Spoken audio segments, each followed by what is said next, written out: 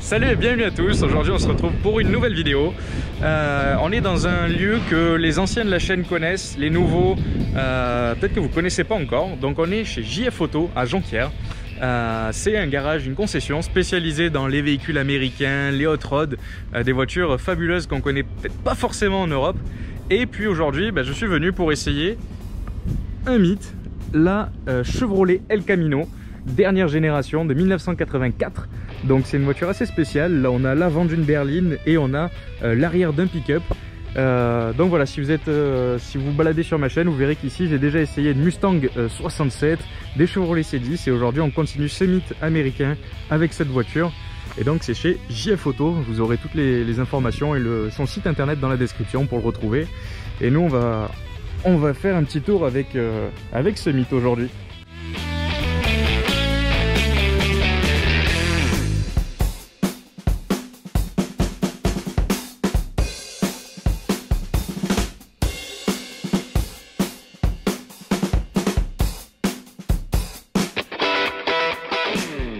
Alors sur l'intérieur, on va retrouver des sièges banquettes extrêmement moelleux. C'est moelleux comme une madeleine, c'est un canapé. Du cuir sur les portières. Vous allez avoir les vitres électriques ici, donc là on peut les monter tout ça. Pour l'époque c'est plutôt pas mal. Le volant, je pense que celui-ci n'est pas d'origine. Bon après, ça c'est les goûts et les couleurs. Des compteurs en veux-tu, en voilà, qui nous indiquent plein de choses, des températures, le voltage de la batterie, les tours minutes, enfin bon bref. Tout ça c'est assez classique. On a une finition, bon c'est de l'acajou de plastique, mais bon ça finit plutôt bien. Et puis on a cette petite moquette par-dessus la planche de bord, certainement pour la protéger des méfaits du soleil et de la chaleur. Donc voilà, c'est l'intérieur typique, on va dire, des voitures américaines des années 80, quoi. Il y a rien de particulier, si ce n'est cet intérieur.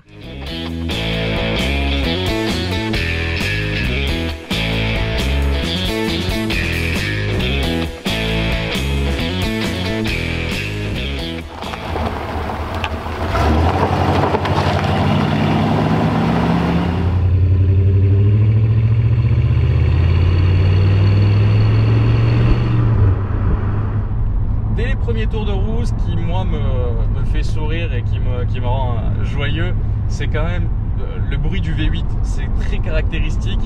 À cette époque-là, aux États-Unis, on cherche pas la consommation, on cherche même pas le rendement, l'optimisation, on s'en fout. Voilà, ils ont mis un V8 5 litres 7, 200 chevaux. Donc question optimisation, on n'y est pas du tout, mais alors vraiment pas. Mais c'est pas grave parce que c'est pas une voiture où on va chercher à avoir des performances.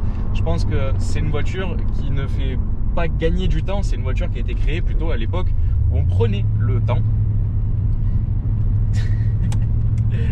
les ronds-points c'est quelque chose parce que comme je vous l'ai dit, on est quand même assis sur une banquette, hein. Donc il n'y a pas un excellent maintien et la suspension est extrêmement souple, ce qui fait qu'on est vraiment incliné dans les ronds-points. C'est drôle, moi j'adore. C'est drôle, avec ce volant, cette direction qui est très souple, je dois l'avouer. J'ai l'impression d'être dans ces vieux films français, vous savez, quand ils faisaient une scène, qu'ils étaient dans une voiture avec un fond vert, ils faisaient exprès de bouger le volant n'importe comment pour bien montrer que c'était eux qui conduisaient. J'ai l'impression de faire à peu près pareil. Je tourne le volant, mais la voiture, elle me regarde et elle me dit, mais tu tournes? C'est vraiment incroyable. On a zéro précision dans la direction. Après c'est un coup de main à prendre, hein, forcément. Moi c'est une voiture que j'ai depuis quelques heures. J'ai pas encore le coup de main, mais je pense que voilà, si c'est des voitures qu'on conduit régulièrement, bon on s'y fait. Mais quand on a l'habitude des voitures européennes, au premier tour de roue, ça surprend. Alors il faut savoir que là on est sur la dernière génération d'El Camino. Pour mémoire, je crois qu'il y en a eu 3. Donc au départ c'était une base il me semble, d'Impala. Après, à partir des années 60, ils ont commencé à utiliser la base de la Chevelle. Donc là on est sur la version la plus récente, on va dire, surtout 84, la fin de production de la El Camino, il me semble que c'est 1987. Donc voilà, on est sur les dernières années de production. Les V8 ce ne sont pas les plus gros qui aient existé, bien que cette version-là, elle est déjà... Je prends les dodanes doucement parce que je veux pas abîmer la mécanique, mais entre nous, je pourrais les prendre n'importe comment, il n'y a aucun problème, c'est d'une souplesse, c'est remarquable. Bon, je disais quoi, oui, les V8, sur la génération d'avant, ils avaient produit la version SS pour Super Sport. Vous connaissez certainement les Camaro SS, très réputés. Donc cette version-là, enfin cette El Camino-là, elle a reçu donc une version SS avec un V8 big block, un truc qui faisait plus de 400 chevaux. C'était, je pense, un truc monstrueux. J'en ai jamais vu. J'aimerais voir ce que ça donne parce que ça doit être hors norme. Mais voilà, là maintenant on a eu des, enfin sur ces générations-là, on a eu des moteurs qui étaient un petit peu moins puissants que les autres, mais qui quand même valent le coup d'œil. Hein. Là on est sur un V8 plutôt sympathique.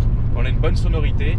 Après 200 chevaux, c'est 200 chevaux de l'époque avec une boîte auto.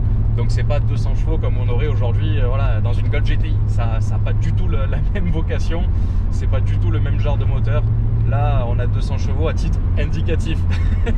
Ils sont là peut-être cachés sous ce long capot, mais il n'y a aucun intérêt à les utiliser. Là j'ai plus envie de rouler pépère, coude à la portière.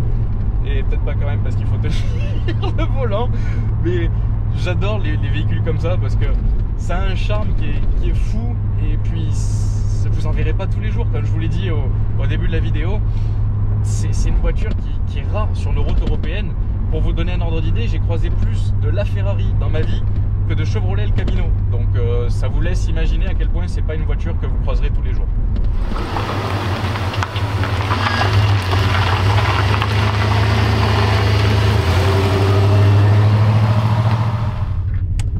Bon, forcément, le plus de cette voiture, vous l'aurez compris, c'est le V8, hein, forcément. C'est pas le genre de moteur qu'on est habitué à voir en Europe. Pour vous donner un... pour une fois que GLS ils sont pressés. J'attends mes écouteurs hein, si vous voulez me les livrer. Pour vous donner un ordre d'idée en termes de gabarit, en termes d'époque, lorsque General Motors et donc Chevrolet sortaient cette voiture dans les années 80, donc en 1984, à cette même époque, Renault sortait la 4L en France. Donc ça vous laisse imaginer un peu la différence de gabarit, de poids, de taille, de ce que vous voulez, de puissance. On n'est pas dans le même délire, on n'est pas dans les mêmes pays. Et c'est aussi pour ça que c'est pas une voiture qui était vraiment adaptée au marché européen. Finalement, sur des routes quand même assez larges en France, ça reste utilisable. Après, dans les petits villages, on va pas se mentir, hein, ça braque pas énormément. Et quand bien même ça braquerait bien, vu ce que vous avez devant et derrière, ça aura beau braquer, vous n'arriverez pas à faire grand chose. Mais ça reste quand même confortable et assez sympa à conduire parce que tout est assez correct, hein. On a un bon freinage. Je m'attendais à un truc assez horrible et où il faut vachement anticiper, mais ça freine bien, honnêtement. Bon, donc on va arriver sur la fin de cette vidéo. Encore un grand merci à Jean-François pour le prêt de la voiture. À chaque fois que je viens chez eux, je fais des découvertes fabuleuses, donc n'hésitez pas à aller les voir, que ce soit sur le site internet ou en vrai. Il y a des voitures qui peuvent vous plaire. Et je suis assez curieux aussi, dites-moi ce que vous avez pensé de la qualité de cette vidéo, parce que j'ai du nouveau matériel, comme vous l'avez vu peut-être sur mon Instagram. J'ai reçu les GoPro Hero 8, donc dites-moi ce que vous pensez un peu du visu, si vraiment ça apporte quelque chose de plus, ça peut être intéressant. J'ai pas encore vu les images, donc on verra ce que ça donne au montage.